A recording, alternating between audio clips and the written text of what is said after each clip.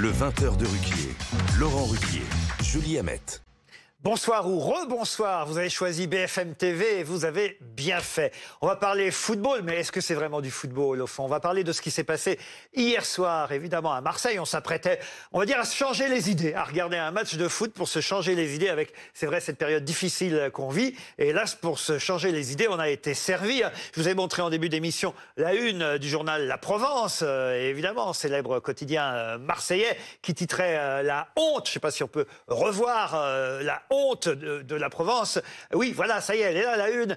C'est terrible, ce visage ensanglanté, hein, donc du capitaine, pas du capitaine, de l'entraîneur de l'Olympique lyonnais, monsieur Grosso. Et le journal L'Équipe a pris la même photo, évidemment, ce matin, sauf que à L'Équipe, ils ont rajouté le dégoût et la honte.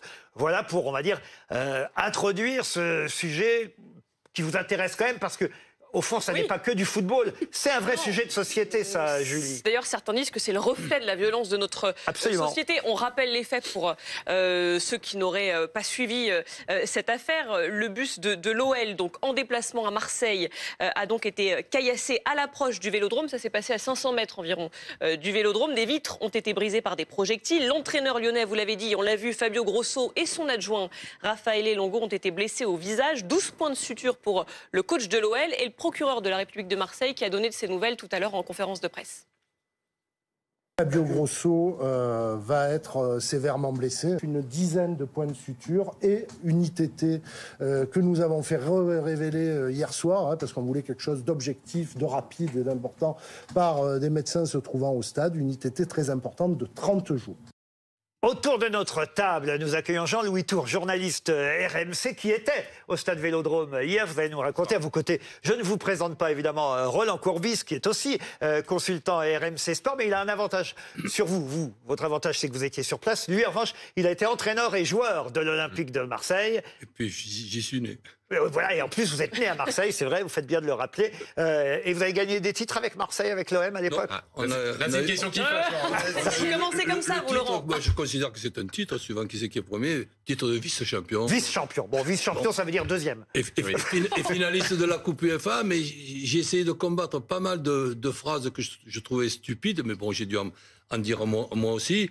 C'est que quand on me disait qu'une finale, ça se joue pas, ça se gagne. Déjà, il faut y aller en finale. Et quand je vois l'émotion que nous avons eue et la satisfaction au soir de la demi-finale d'être qualifié pour la finale, on l'a perdu, mais bon, c'est un bon souvenir quand même. Alors venons-en au match d'hier soir. Comme je le disais, on s'apprêtait à passer un moment important d'ailleurs, parce que pour ceux qui ne suivraient pas vraiment le foot, on peut quand même expliquer que les Marseillais avaient vraiment besoin de gagner ce match. Ils sont en milieu de tableau en ce moment. Alors, quant à l'Olympique lyonnais, c'est terrible pour eux, mais ça leur était pas arrivé depuis des années, dernier du classement, lanterne rouge. Donc c'était un match attendu, sauf que le match n'a pas eu lieu, comme on le sait. Qu'est-ce qui s'est passé exactement? Vous pouvez nous le rappeler? Ce qui s'est passé, ça se passe aux alentours de 19h, à 2h du coup d'envoi de ce match. Le choc des Olympiques, comme on dit. Donc c'est un match à forte rivalité entre Lyon et Marseille, parce que c'est des équipes qui étaient assez proches ces dernières saisons. Les supporters sont beaucoup cherchés. Il y a eu pas mal de précédents ces dernières saisons lors des confrontations. Et du coup, ce match a été classé à haut risque, niveau 4 sur 5 par la DNLH, la Division nationale de lutte contre le hooliganisme. Donc le match était préparé, d'autant qu'il y avait un événement particulier, c'est qu'il y avait déplacement de 600 supporters lyonnais à Marseille, ce qui était devenu très rare ces dernières années. Ça avait été validé par tout le monde, ce déplacement. Et donc, ce climat global a provoqué donc sans doute plus de tension que d'habitude. Je vous interromps parce que c'est vrai que vous dites à haut risque. Plus à haut risque que ça, c'est quoi? C'est le Classico, c'est-à-dire c'est le PSG OM? Non, justement non, parce que le Paris Saint-Germain, c'était le rival numéro 1. Qu'on pouvait même parler que c'était l'ennemi numéro 1. Il a été remplacé dans la relation par Lyon. Donc c'est l'Olympico, puisqu'on appelle ça comme ça, l'Olympico qui est le match à plus haut risque. À haut risque, bon. C'était celui-là. Là, c'est 4 sur 5, mais vous pouvez même mettre 5,5 sur 5. Ah oui. Donc on aurait dû imaginer que ce genre de choses pouvait arriver. Complètement. Moi, j'ai la chance d'avoir des gens importants qui sont des amis, et notamment Bernard Squarcini, qui a été préfet et qui me parle toujours de sécurité, avec son ami Michel Moulin. Et là, malheureusement, tous les deux, une fois de plus, ils ont raison. J'ai eu Bernard Squarcini encore aujourd'hui. Il me dit, Roland, quand je vois ce qui s'est passé, tu te rappelles ce que je t'ai dit il y a 3-4 jours, il a complètement raison. C'est-à-dire, on est à haut risque. Qu'à partir du moment où on est dans une situation à haut risque, ben on doit prendre les dispositions. Protéger les cars, les autocars et les bus mieux que ça. Pourtant, le procureur de la République de Marseille a fait le point là-dessus encore ce soir. On va l'écouter et il le dit, il n'y a pas eu de faille du tout dans le système de sécurité. On l'écoute à nouveau, on fait réagir derrière. Après, je donnerai mon avis quand même. Le dispositif et la façon dont les choses me laissent à ce stade penser qu'il n'y a aucune défaillance. Et puis, c'est quand même assez extraordinaire. Évidemment, quand il y a des carences complètes, moi ça me va très bien de chercher les responsabilités. Enfin, le premier responsable, c'est celui qui voit le bus des joueurs de Lyon, qui se saisit de pierres, qui se saisit d'engins pyrotechniques. Et vous avez vu les états des bus. Moi, j'ai eu les photos dans la procédure. Donc, la responsabilité, c'est celle-là. Les investigations se poursuivent. Et comme je vous dis, à ce stade, je n'ai aucun élément qui me laisse à penser à une défaillance du système de sécurité. Jean-Louis Tour, un commentaire sur ce que vient de dire le procureur. Juste une petite précision, pourquoi on cherche les responsabilités, c'est parce que comme les événements ont lieu en dehors du stade, la Ligue, les clubs renvoient complètement la balle dans le camp des pouvoirs publics en disant assurer la sécurité à l'extérieur d'un stade, ça relève du ministère de l'Intérieur, de la préfecture. Et ce matin, Gérald Darmanin a dit que eux avaient été irréprochables et qu'ils n'avaient rien. Il dit l'inverse, il dit c'est la responsabilité des clubs. Voilà, exactement. Sauf que vous avez lu tout comme moi, et je vous donne la parole après Roland Courbis, l'excellent édito de votre confrère Vincent Duluc dans l'équipe. J'ai lu le début tout à l'heure à 20h en début d'édition, mais je vais vous lire la fin là maintenant. Il dit « Avant le foot et hors du stade, c'est déjà du foot. Et c'est un territoire que personne ne peut abandonner à la violence des imbéciles, ni la puissance publique, ni le football français. » D'accord. Bon, mais ce que je peux dire à monsieur le procureur, c'est que j'ai passé une 50aine d'années, autant en tant que joueur qu'en tant qu'entraîneur, à être escorté. Et quand je suis escorté et que je sais que le match est quand même un match à haut risque, ben, j'espère voir certaines choses que dans la façon dont a été escorté ce bus.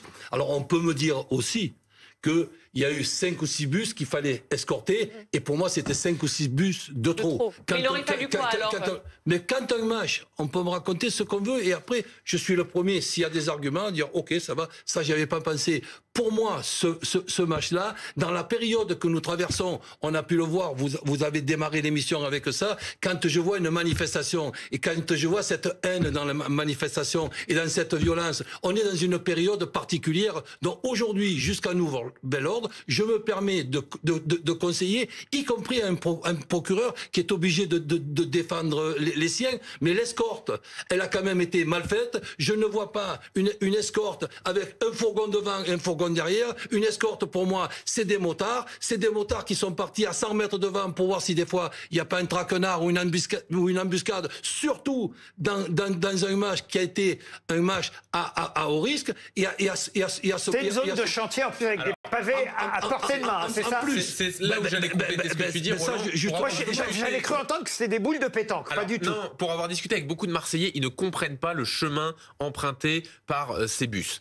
Notamment un des présidents de groupe de supporters de l'OM qui était avec nous sur RMC tout à l'heure, qui disait il y a un autre chemin possible qui aurait été beaucoup moins risqué. Parce que ce chemin-là, effectivement, il y a beaucoup de travaux, il y a une zone de chantier qui provoque un ralentissement des bus. C'est là où ce fameux guet-apens a eu lieu. Et en plus, ils avaient des munitions à portée de main avec ces fameux pavés qui venaient des zones de chantier. Vous dites guet-apens, vous pensez que c'est prémédité alors? Alors, ça peut pas ne pas être prémédité. Ah voilà. Donc, ce qui s'est passé, c'est tout simplement une embuscade, mais une embuscade ridicule dans le sens, bon, pas par rapport à ce qu'elle a donné, mais normalement, on ne doit pas pouvoir mettre en place une embuscade avec une voiture qui va bizarrement passer devant le bus pour freiner le bus et permettre aux gens de caillasser un bus. Ce qu'il faut dire, c'est que ces jeunes-là, je parle de ceux qui ont caillassé l'autocar où il y avait l'entraîneur et l'entraîneur adjoint, ceux-là courent toujours.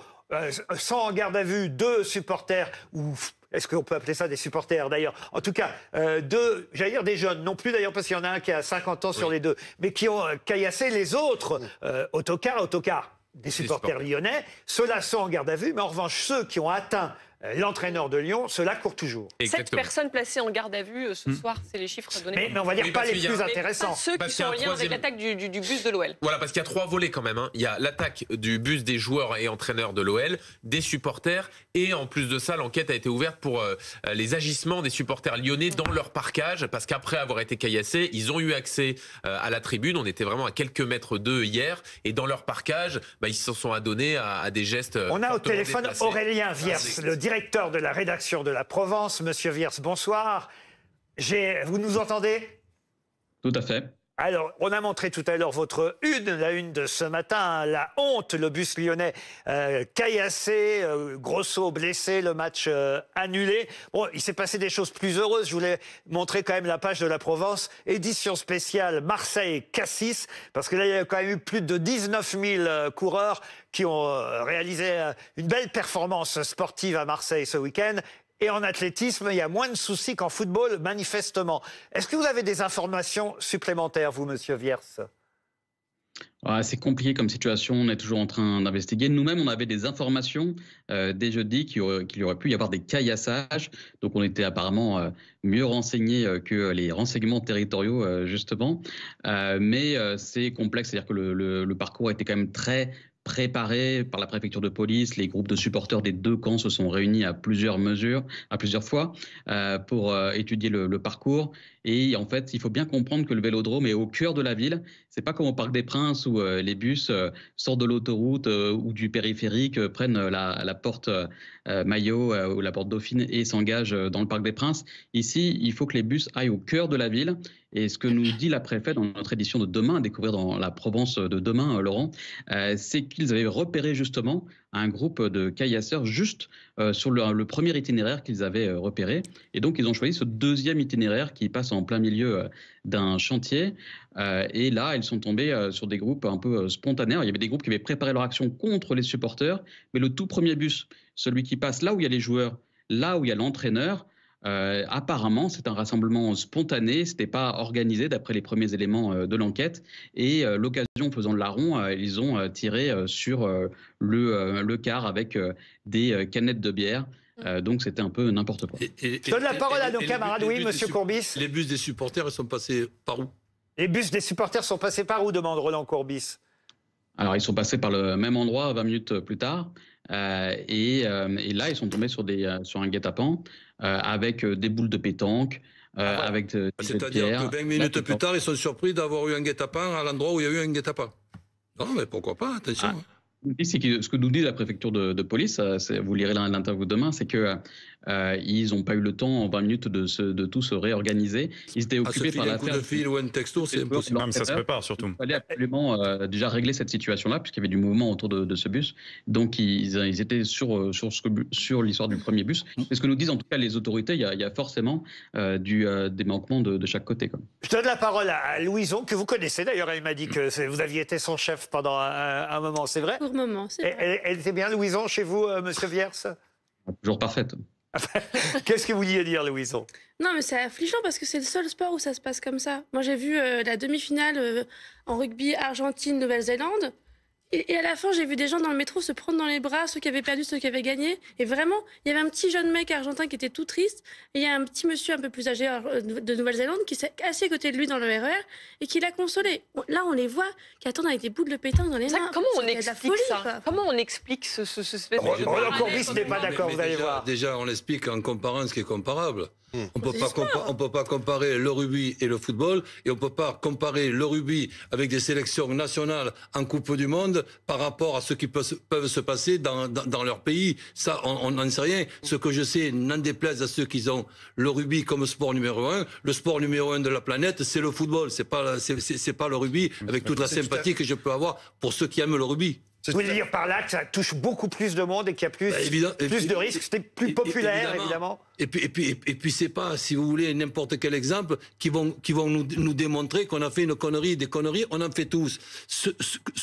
Le fait de laisser 600 personnes du côté de Lyon de venir à Marseille, c'est une connerie dans la période que nous traversons. Et j'ai une stratégie, alors je sais pas si elle est bonne, mais c'est la mienne, c'est que quand je réfléchis à ce que je dois faire et qu'il n'y a pas de bonne solution, ben je choisis la moins mauvaise. La moins mauvaise jusqu'à nouvel ordre, c'est que les supporters de chaque club, ils restent chez eux, ils regardent leur télé et s'ils ont un problème, ils cassent leur télé et ils nous cassent pas une partie de notre anatomie. Donc voilà ce que je conseille pour le futur. L'annulation de tout déplacement de supporters en groupe, en tout cas après individuellement, évidemment, chacun peut aller. Jusqu'à nouvel ordre. On a autre chat à fouetter dans les manifestations, les All Blacks, pas les All Blacks, les Black Blocs. Eh ben, on est dans le rugby avec les All Blacks et nous on est dans les manifestations avec les Black Blocs.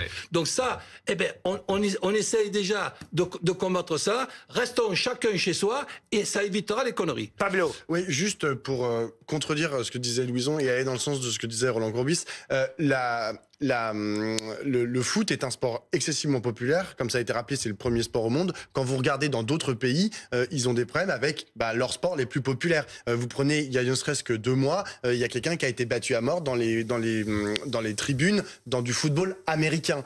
Pareil, vous regardez en Inde, c'est sur le cricket en fait qui se foutent sur la gueule. C'est-à-dire que ce sont les sports populaire au sens de là où il y a le plus de monde, que ça génère le plus de friction et le plus de conflits. Après, si on replace ça aussi dans la perspective historique, le foot, les supporters de foot, ils ont été autrement plus violents à d'autres époques. Mais c'est pas nouveau, c'est pas nouveau. Dans les années 80, il y avait des dizaines de morts parfois. Il y a eu un match en 80, j'étais au milieu des années 80 en Belgique, il y a eu 35 morts. Du stade du Heysel, il y a eu une trentaine de morts et 400 blessés. Et Marguerite Thatcher, elle disait je vais faire la guerre aux hooligans, et elle envoyait des gens avec des armes réelles tirer sur les hooligans. Donc c'était quelque chose de beaucoup plus violent. Après moi, j'aimerais dire une dernière chose parce que vous mettez l'accent sur le versant sécuritaire et je pense que vous avez raison. Il y a peut-être eu des failles au niveau de l'encadrement. Ça peut arriver à tout le monde. Mais il y a aussi, moi j'ai entendu les assauts, notamment les assauts de joueurs et de supporters, etc., qui arrêtaient pas de se renvoyer la balle en disant mais c'est pas nous. De toute façon c'est des personnalités qui sont pas dans nos assauts, etc. Et ça c'est un problème parce que ce que ça veut dire c'est qu'il y a une crise de la médiation. C'est-à-dire que au bout d'un moment, il faut que ça soit lorsque vous avez des moments en fait qui sont des moments sociaux, sportifs, mais aussi sociaux comme le foot. On a besoin en fait que tout ça, il y ait des mailles en fait, qui soient pas forcément les flics, c'est important, mais on a besoin en fait que tout le monde soit, qu'il y ait un maillage dans notre société. Il ne peut pas dire que si on compliqué. si on détermine que les interpellés sont des membres des associations. Non, mais c'est même pas que les interpellés, c'est canaliser en fait la colère. Ils vont faire une connerie. Bon il faut qu'il y ait quelqu'un à côté qui dise non, tu vas pas la faire la connerie en fait. Faut qu'il y ait des gens peut-être plus vieux, plus calmes, etc. Là, le problème c'est qu'ils sont tout seuls dans leur coin, ils regardent leur télé, ils descendent, ils viennent parfois en tribune, mais ils viennent tout seuls. Ils sont plus dans les assauts en fait comme avant. Oui, mais justement, je pense que le problème, Jean-Louis Tour, c'est que désormais, les leaders d'associations sont peut-être un peu dépassés par justement des jeunes peut-être plus organisés, peut-être plus violents, peut-être plus influencés par les réseaux sociaux. Et du coup, ils peuvent plus jouer ce rôle de j'ai envie de dire, plutôt que de s'occuper de la composition de l'équipe, comme on l'a vu récemment, les chefs de chaque camp de supporters s'adressaient au président de club, ferait mieux de s'occuper de leurs supporters mais encore une fois, que de la gestion de l'équipe. Est-ce que ce sont vraiment leurs supporters de groupes de supporters? Si c'est justement une organisation parallèle qui se met d'accord pour venir. Pardon, mais je parle par exemple, là on va quitter les supporters de l'OM, mais on sait qu'il y a une autre affaire dans l'affaire. Ce sont les supporters lyonnais qui eux étaient dans le stade, qui auraient eu eux aussi des propos et des gestes. Là il y a eu des saluts nazis à ce moment-là, et des cris de singe et plusieurs insultes. Et là c'est un vrai groupe de supporters qui existe. On peut réfléchir ensemble sans savoir exactement ce qui aurait pu se passer.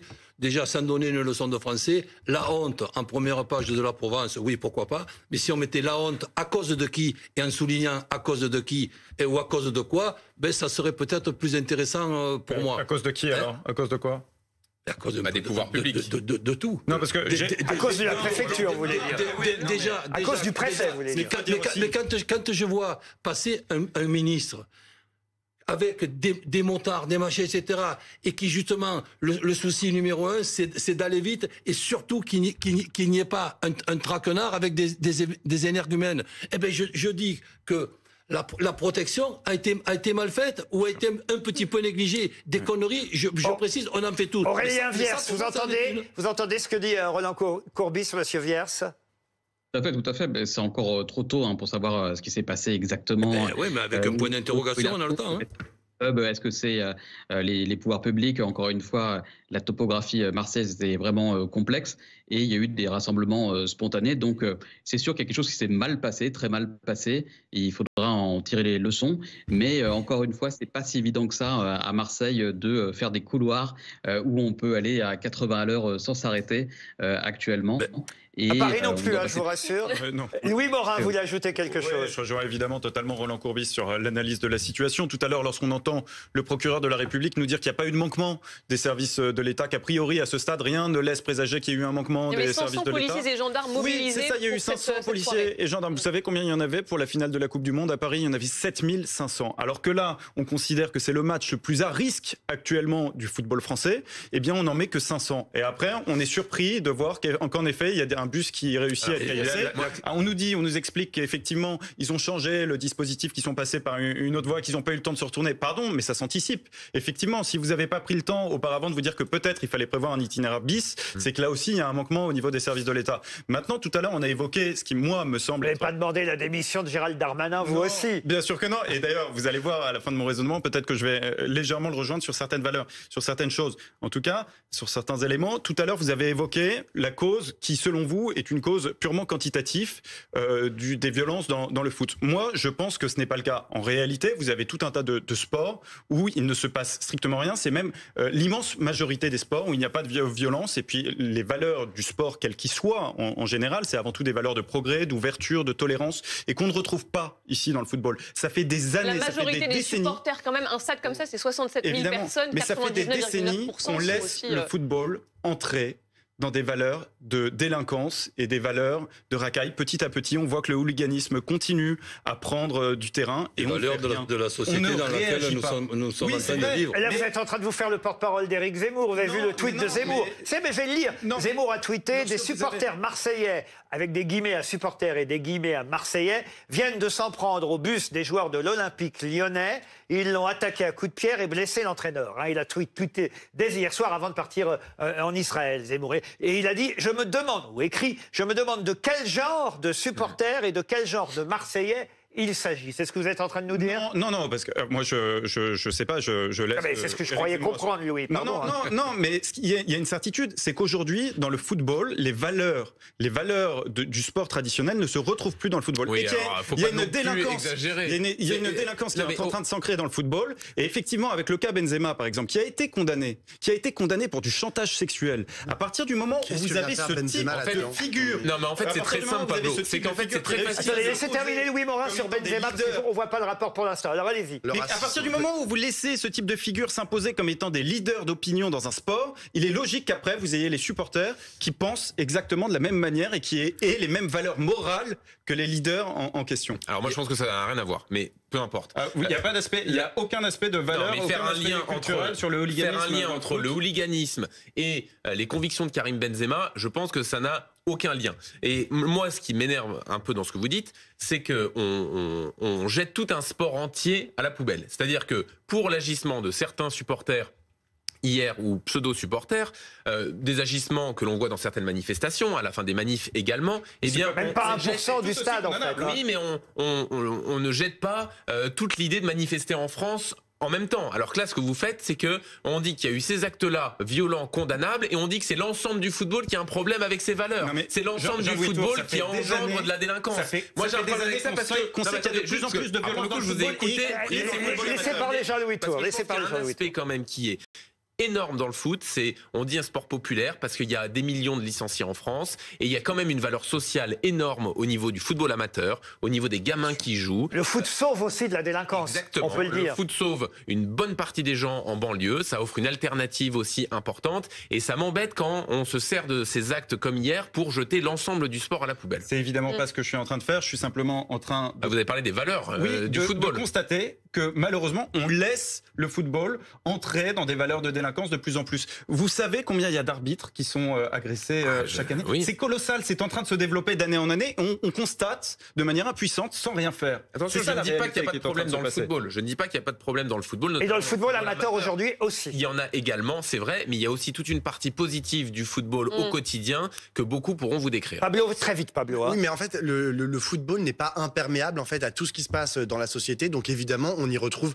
le racisme qui est exactement le même que celui qui est dans la société. société. Pourquoi le rugby Mais parce que le rugby, on n'est pas sur un sport avec les mêmes enjeux. Il n'y a pas le même nombre de gens. En fait, ça représente moins la société. Il y a plus de monde sur le terrain. Ils sont 15 alors qu'il y en a que 11. Le rugby, représente moins la société française que ne le représente le football. Louison. Moi, pour avoir vu des matchs de football et des matchs de rugby, il y a surtout, on disait tout à l'heure, le président disait le masculin est neutre. Le masculin est violent aussi, en fait. Et ces hommes réunis tous ensemble, il y a une testostérone qui leur déborde par les trous nez, qui fait schlock dans le cerveau. Et il y a un effet aussi de meute, en fait, de je vais être le plus fort, je vais envoyer le pavé le plus loin. Et le rugby est beaucoup plus mixte dans le public. Il y a des femmes, des jeunes femmes, des jeunes enfants. C'est ça aussi, c'est peut-être pas tout. J'adore, enfin, 98 quand même. Mais c'est vrai que des hommes ensemble, ça tire toujours vers l'avion. Il faut mélanger. Julie Hamet va intervenir. Ça pose aussi la question, évidemment, des sanctions, parce qu'on parle de cette banalisation de la violence, notamment dans le foot. Je rappelle, et vous l'avez dit, mais il y a donc notamment l'ouverture d'une enquête pour provocation à la haine raciale et injure à caractère racial, après des signalements de comportement dans l'enceinte du stade cette fois-ci. Sur le papier, c'est puni de 5 ans de prison. Il y a quelques semaines, on a été confrontés à peu près à la même chose. Des supporters du PSG qui tenaient des propos homophobes à l'encontre de l'OM. Ils avaient été punis comment, eux ? Il y a eu la tribune a été fermée. Il y a eu un match à huis clos partiel, mais c'est tout. donc au Parc des Princes. Après, la difficulté, est-ce que d'ailleurs le PSG, pardon de poser cette question, moi qui suis plutôt supporter de l'OM, on le sait, est-ce que quand même le PSG n'a pas fait mieux le ménage que l'Olympique de Marseille parmi ses supporters ? Alors, il y a eu le fameux plan Le Prou à un moment donné, mais c'est quand même des cas assez différents. Encore une fois, je ne sais pas si la comparaison est possible. Ce qui s'est passé à Paris, c'est qu'à un moment donné, il y a 2 groupes de supporters très importants qui se sont affrontés. Il y a eu un mort lié à cette opposition-là, qui date de 2007, et c'est à ce moment-là que le ménage a été fait. Là, le cas est quand même assez différent à Marseille, mais il n'empêche qu'il y a quand même une prise de conscience à avoir. C'est un fait. Je ne suis pas sûr que tout le monde l'ait, cette prise de conscience. On peut en tout cas terminer en ayant une pensée pour l'entraîneur de l'Olympique lyonnais, Fabio Grosso. D'autant plus que le pauvre, on peut le dire, n'a vraiment pas de chance depuis qu'il est arrivé ici dans le championnat français. Il vient pour reprendre en main cette équipe qui est Lanterne Rouge. Il a des problèmes avec les joueurs parce qu'il n'est pas très aimé manifestement des joueurs. Il a même cherché une taupe parmi les joueurs la semaine dernière, une taupe qui aurait parlé à des journalistes contre lui et contre ses méthodes. Il est dernier et paf, à peine arrivé en France, il se fait en plus caillasser. Il va vraiment repartir, si un jour il repart de France vers l'Italie, il va repartir avec évidemment un souvenir terrible de la France. Rappelons que c'est lui, en plus, qui nous avait éliminés. Est-ce que vous saviez, est-ce que vous vous souvenez de ça, Roland Courbis ? En 2006. En 2006. Ah ouais, en 2006, c'était Domenech le sélectionneur à l'époque. C'était l'année du coup de tête l'année du coup de tête de Zizou. C'est un bon souvenir. Le dernier Italien à avoir qualifié l'Italie contre la France, à avoir gagné la finale, eh bien c'était effectivement Fabio Grosso qui était joueur à cette époque. Laurent, voir Grosso dans cet état, c'est tout simplement catastrophique. Anormal, je ne vais pas faire toute une liste. Mais il y a une question que je me pose, et je vous la pose, parce que moi je n'ai pas la réponse. Quand je vois un petit peu le comportement de certains supporters lyonnais dans le parcage, si justement il n'y a pas ce problème, et malheureusement ce qui s'est passé pour Grosso, et que le match se fait avec le comportement de certains, mais avec 65 000 spectateurs contre 600 supporters, mais il finit comment ce match ?